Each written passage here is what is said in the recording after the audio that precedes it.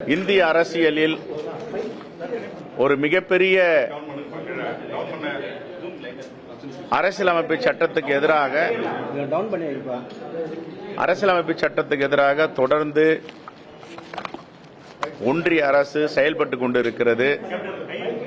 அது வாக்கு திருடாக இருக்கட்டும், பேச்சுரிமையை பறிப்பதாகட்டும், எழுத்துரிமையை பறிப்பதாகட்டும், மக்களுடைய பணத்தை பண மதிப்பீட்டு மூலமாக பிடுங்குவதாகட்டும், ஜிஎஸ்டி வரியை 40 விழுக்காடு வரை உயர்த்தி மக்களுக்கு வரிச்சுமையை சுமத்துவதாகட்டும், ஒன்றிய அரசு தொடர்ந்து மக்கள் விரோத ஆட்சியாக செயல்பட்டுக் கொண்டிருக்கிறது. ஒரு முக்கியமான செய்தியை இன்று நான் சொல்லவிருக்கிறேன். நம்முடைய மேதகு முன்னாள் குடியரசு துணைத் தலைவர் ஜெகதீப் தன்கர் அவர் எங்கே இருக்கிறார்? ராஜஸ்தானில் உள்ள நண்பர்கள் எல்லாம் 2 நாட்களாக அவர் ராஜினாமா செய்ததிலிருந்து வெளியே வரவில்லை. அவர் எங்கே இருக்கிறார் என்பது யாருக்கும் தெரியவில்லை. பிஜேபி கட்சியை சார்ந்தவர்கள் அவரை எங்கேயாவது சிறைபிடித்திருக்கிறார்களா? எங்களுடைய மேனாள் குடியரசு துணைத் தலைவரை எங்களிடம் காட்ட வேண்டும் என்ற குரல்கள் வந்து கொண்டிருக்கின்றன.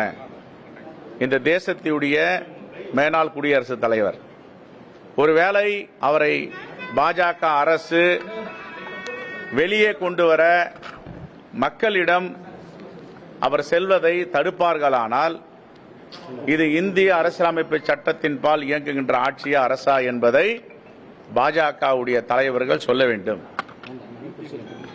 ஏன் அவரை வெளியே வரவிடாமல் தடுத்து இருக்கின்ற சக்தி யார்? இதுவரை அவர் வாய் திறக்கவில்லை, அவர் வெளியில வரவில்லை.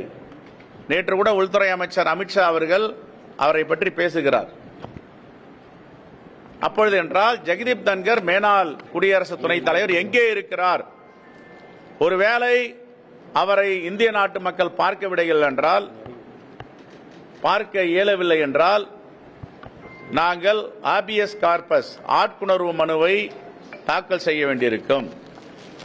உடனடியாக பாஜக தலைவர்கள் எங்களுடைய மேனாள் குடியரசு துணைத் தலைவர் ஜெகதீப் தன்கர் அவர்களை மக்களிடம் காட்ட வேண்டும். இதுதான் இன்று இந்தியா முழுவதும் பேசப்படுகின்ற செய்தியாக இருக்கிறது. அவர் எங்கே இருக்கிறார், எப்படி இருக்கிறார், நலமாக இருக்கிறாரா என்பதை நாங்கள் எல்லாம் பார்க்க அவளோடு இருக்கிறோம். ஏன் அவரை மறைத்து வைத்திருக்கிறீர்கள்? எதற்காக வாய் திறக்கவில்லை? எதற்காக ராஜினாமா செய்தார்? ராஜினாமா செய்வதற்கு நெருக்கடி கொடுத்தது யார்? இப்படியெல்லாம் இளைஞர்களிடம், குறிப்பாக அவர் ஒரு சட்டக்கல்லூரியில பயின்று மாணவராக இருந்து வழக்கறிஞராக பணிபுரிந்தவர். அப்ப வழக்கறிஞராக இருப்பவருக்கு இந்த தேசத்தில் பாதுகாப்பு இருக்கிறதா? மேனாள் குடியரசு துணைத் தலைவருக்கு பாதுகாப்பு இருக்கிறதா? அவரை வெளியே கொண்டு வந்து காட்டுங்கள் என்று ஒன்றிய அரசிற்கு நாங்கள் ஒரு வேண்டுகோளை வைக்கிறோம். சார், பாத்தீங்கன்னா 39% வாக்குகள் பெற்று, அதாவது பாஜக கூட்டணி தமிழ்நாட்டில் வெற்றி பெறும் அப்படின்னு அமித்ஷா பேசுறாரு. அதை எப்படி சார் பாக்குறீங்க?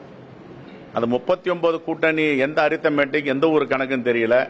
எங்க கணக்கு இந்தியா கூட்டணி 50 விழுக்காடுக்கு மேல வலிமையான வாக்குகளை பெற்றிருக்கு. மக்களிடம் செல்வாக்குள்ள கூட்டணி தான் இந்தியா கூட்டணி. செய்திகளை உடனுக்குடனும் துல்லியமாகவும் தெரிந்து கொள்ள சப்ஸ்கிரைப் பண்ணுங்க.